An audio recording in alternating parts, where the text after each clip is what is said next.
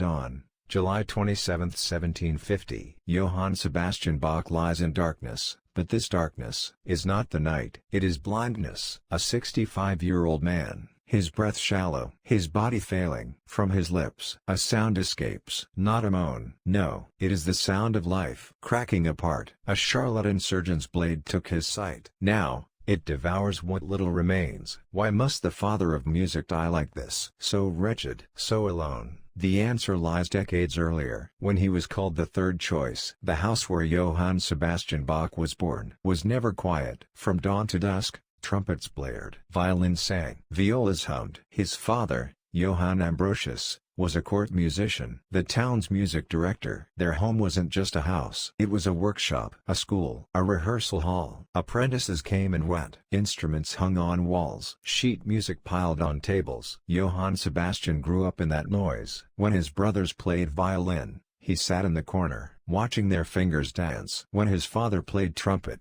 he held his breath, memorizing every note. He learned music before words. He learned rhythm before walking. To be born in this family meant one thing: your fate was sealed. If you were a Bach, you became a musician. There was no other choice. Across Thuringia, over 100 Bachs scattered like seeds. Organists, cantors, violinists, trumpeters. The name Bach was a profession in itself. Young Johann Sebastian accepted this. Naturally, one day, he would hold an instrument. One day, he would take the stage. But that belief didn't last long. When Johann Sebastian turned 9, his mother died, Maria Elizabeth. He doesn't remember the moment. Or perhaps he chose to forget, but he remembers this. The house went quiet. Music still played, yes, but between the notes a strange silence crept in. His father's trumpet sounded different, sharper, sadder. The 9-year-old boy felt it, but he couldn't understand why. That November, his father remarried. A new woman entered the house, but she wasn't his mother. 3 months later, in February, his father died. Suddenly, without warning, the 10-year-old boy stood before the coffin,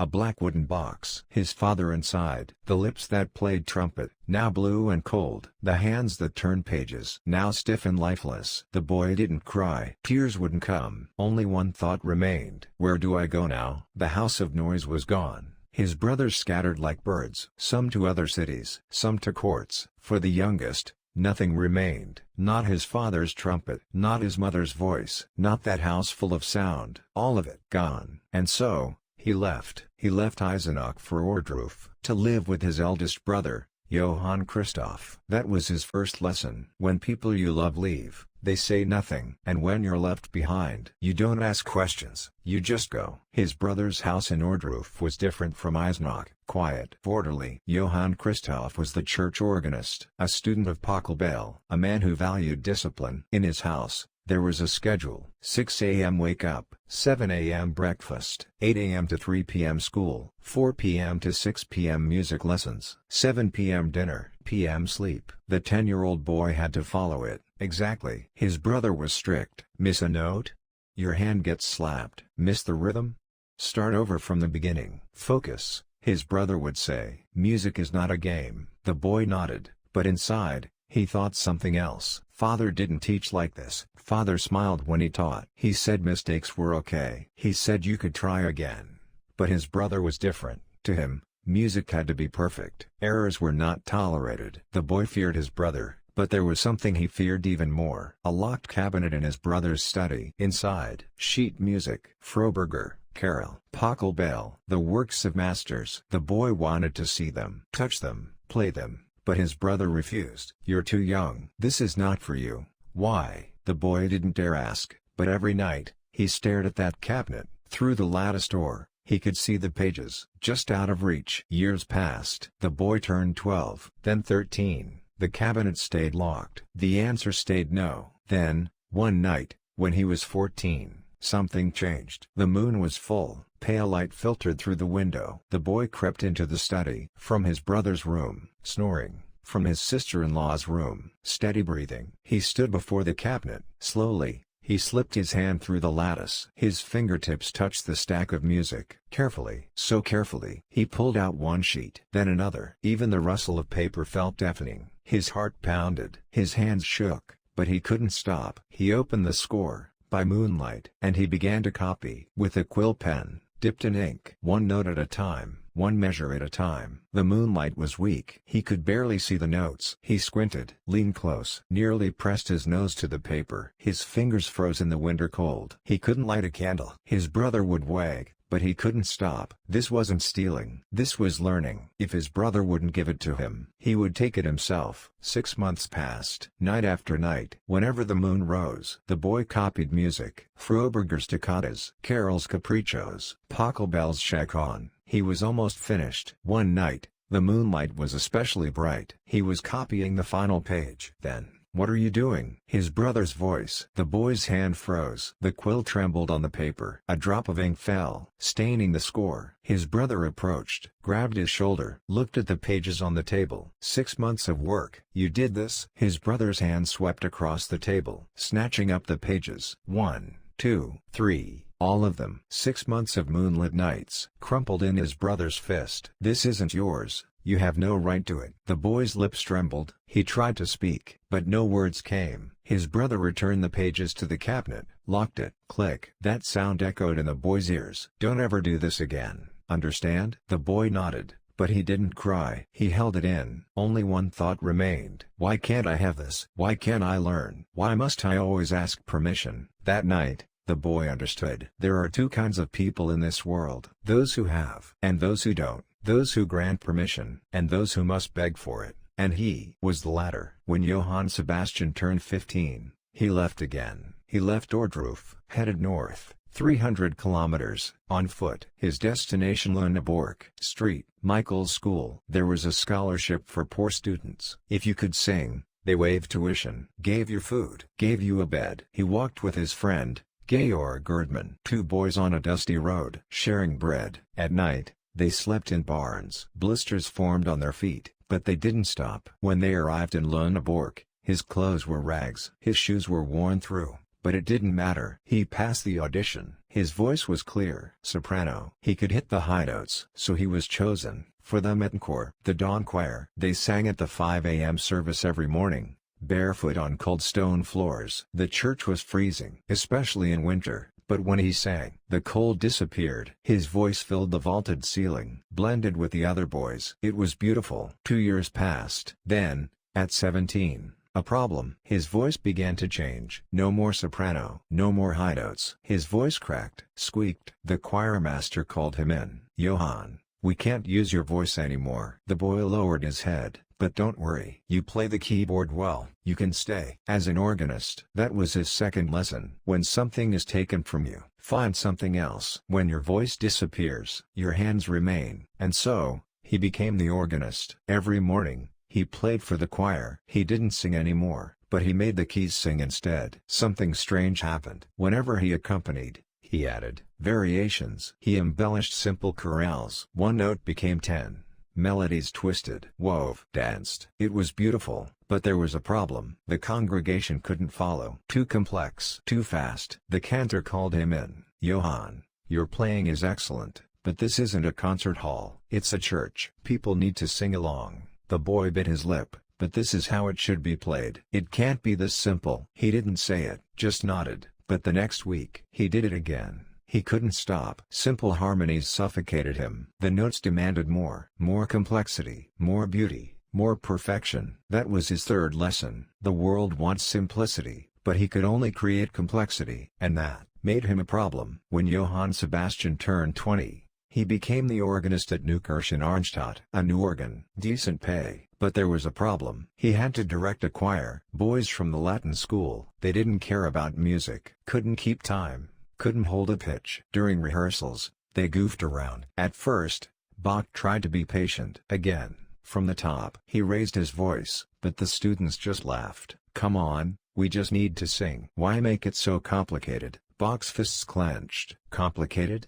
This is basic. You can't even do the basics." He didn't say it, just ended rehearsal. That's all for today. Months passed. The students grew bolder, especially one, Johann Heinrich Giersbach, a bassoonist. He played wrong notes on purpose, grinned at his friends. One day, Bach snapped, "Giersbach, you're a zippelfagotist." The room went silent. Zippelfagotist, nanny goat bassoonist, or greenhorn. Either way, an insult. Giersbach's face turned red. "What did you say?" Bach didn't answer, just turned and walked away. That night, August, sweltering heat, Bach walked through town. Sweat soaked his back. The air hung heavy. Then, Bach. A voice behind him. He turned. Giersbach. Not alone. 5 friends with him. You insulted me. You called me a simple faggotist. Giersbach stepped forward. Bach stepped back. Heart pounding. Was I wrong? The words slipped out. Giersbach raised his walking stick. Struck Bach's shoulder. You bastard. Bach's hand went to his waist. A sword. Men carried swords back then.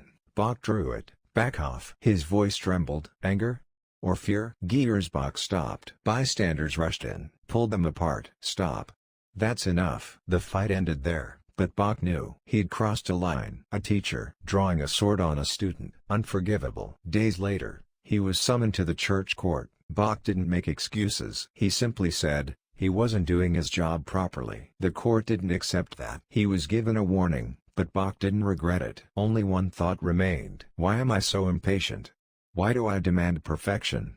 Why doesn't the world understand? When Johann Sebastian turned 35, he became Kapellmeister in Köthen for Prince Leopold. It was a good position. The prince loved music, played instruments himself. Good pay, good environment. Bach was happy. He had a wife, Maria Barbara, 4 children. His eldest son, Wilhelm Friedemann, was 10. His second, Carl Philipp Emanuel, was 6. Their home was full of music. When Bach played violin, the children clapped. When Maria Barbara sang, Bach accompanied her. 3 years passed. Then, the summer Johann Sebastian turned 38, the prince invited him on a trip to Carlsbad, a spa town. It would take 2 months. Bach told Maria Barbara, I'll be back soon. She stood at the door, waved goodbye. Her hair, tied with a red ribbon, shimmered in the sun. Travel safe. Those were the last words she ever said to him. 2 months later, Bach returned from Carlsbad. The house was empty. No, not empty. The children were there, but it was too quiet. Father, his eldest son, Wilhelm Friedemann, approached. The 12-year-old's eyes were red and swollen. Mother is. He couldn't finish. Bach knew. From the silence in the house, from the look on his children's faces, Maria Barbara was dead. Already buried. While he was away, was she sick? Did she collapse suddenly? Did she suffer?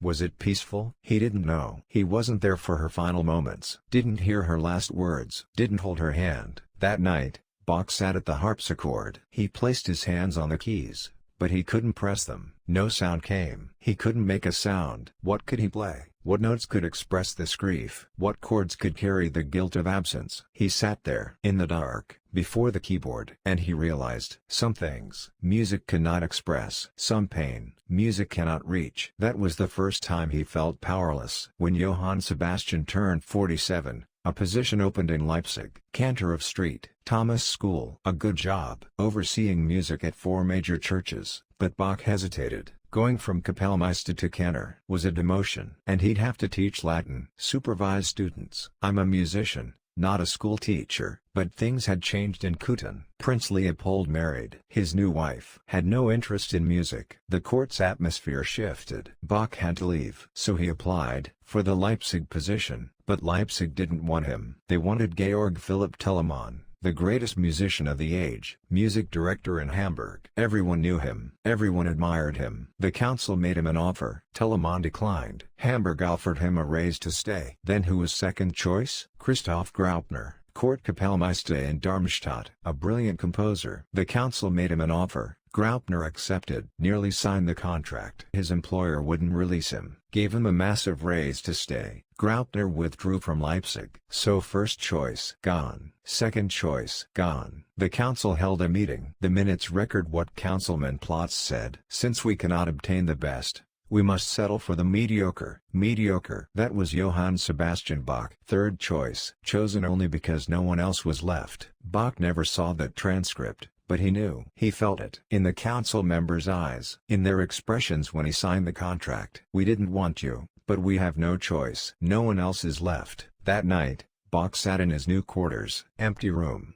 Boxes still unpacked. A single candle burning. His shadow stretched long across the wall. Not the shadow of a master. The shadow of a third-choice substitute. Mediocre. The word echoed in his ears. Mediocre. Bach clenched his fists. Nails dug into his palms. It hurt, but the pain was good. At least this pain was his own. I'm not mediocre. I know music better than anyone. I've worked harder than anyone. Harder than Telemann, harder than Graupner. But the thought stopped there, because he knew. The world doesn't see effort. The world sees fame. And he had none. The candle flickered. His shadow grew longer. Bach stared at it. Fine. They called me mediocre. Then I'll show them. I'll show them what a mediocre man can do. But beneath that resolve, a wound that would never heal. He wasn't first choice. He wasn't chosen. He was leftover. That was an insult, but it was also a curse that would drive him for the rest of his life. I have to prove it, that I'm not mediocre, that I'm better than them. And so began 27 years in Leipzig. The war of the third choice substitute. When Johann Sebastian turned 64, his vision began to fail. At first,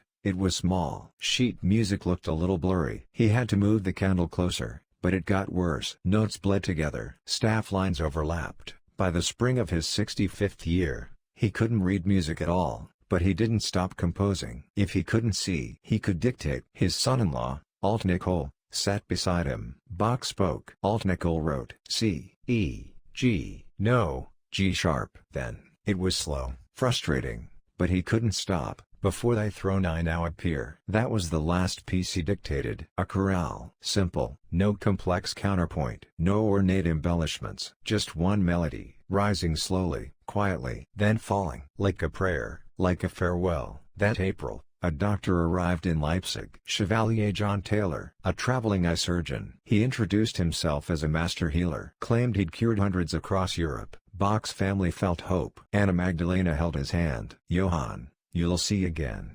Bach nodded, but inside, he doubted. Will I? The surgery was horrific. No anesthesia. A needle plunged into his eye. The surgeon pushed the clouded lens to the back of the eyeball. Bach tried not to scream, clenched his jaw, but the pain was too much. A groan escaped. Almost done. Just hold on. Taylor's voice, but it sounded distant, like he was underwater. A week later, the surgery failed. His vision didn't return. Instead, infection set in. Pus oozed out. The pain intensified. Taylor suggested a second surgery. The first wasn't quite right. One more should do it. Bach wanted to refuse, but he couldn't. He couldn't abandon hope. The second surgery failed too. And then, the darkness came. Total darkness. Taylor ordered bloodletting. Prescribed laxatives. We must drain the bad blood. That will fix it, but it didn't. Bach's body withered day by day. He couldn't walk, couldn't leave his bed. Summer arrived. Warm breeze through the window. Children laughing outside. Birds singing. But Bach couldn't see any of it. Nothing. Dawn. July 27, 1750. Johann Sebastian Bach lies in darkness. Something squeezes his left temple. From inside his skull. Thud. Thud. Not a heartbeat. This is collapse. Johann. Anna Magdalena's voice. 30 years together. Her hand touches his forehead. Cold. No. Hot. Water. Bach whispers. His lips are cracked. His tongue stuck to the roof of his mouth. On the bedside table. Something. He reaches out. Fingers fumbling. Paper. Sheet music. Before thy throne I now appear. The last piece he dictated. But he never saw it. Never confirmed what he'd created. His fingers close around the paper. It crumples. Crinkle. That sound is the only proof he's still alive. Then, something moves before his eyes. Light. From the middle of darkness, like a tear. A thread of light seeps through. No shape. No color. But, brightness. Bach holds his breath. I see. Anna Magdalena gasps. What?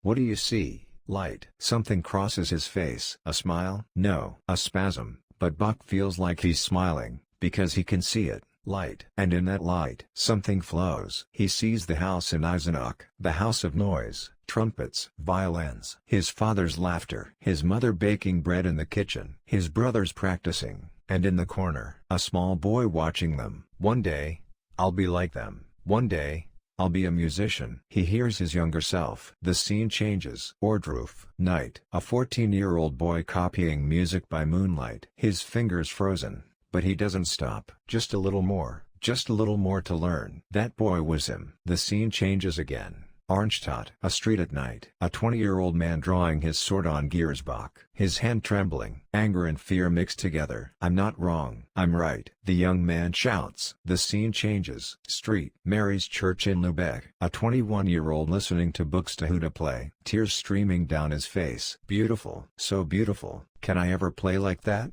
The scene changes. Kuten. Maria Barbara singing, children laughing and running, Bach playing the harpsichord. It was happy, at least in that moment. The scene changes. An empty house, Maria Barbara gone. Bach sits at the harpsichord. Why wasn't I here?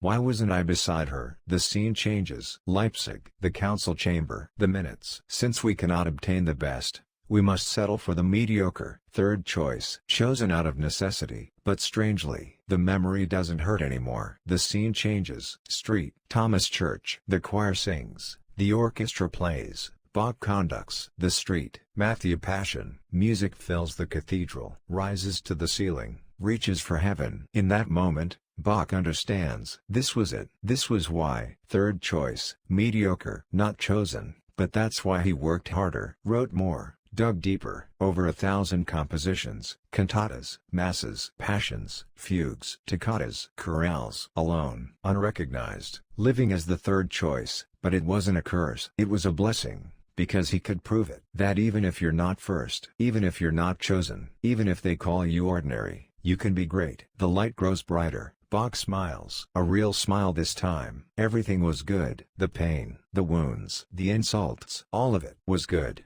Because it made me who I am. Bach whispers, I had to be industrious. Anna Magdalena grips his hand tightly. I know, Johann. I know. Anyone who is as industrious as I. His breathing slows. Can achieve as much as I did. His left arm falls limply from the bed. At the same moment, the light fades from his eyes. July 28, 1750.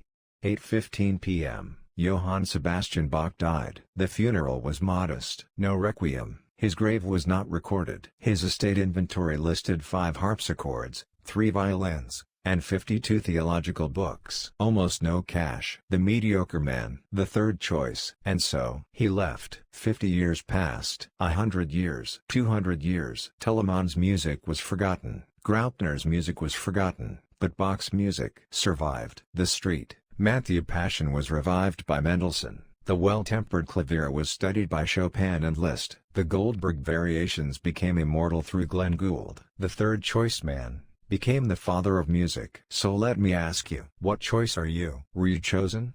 Or were you picked because no one else was left? Has anyone ever called you ordinary? Did you collapse under that word?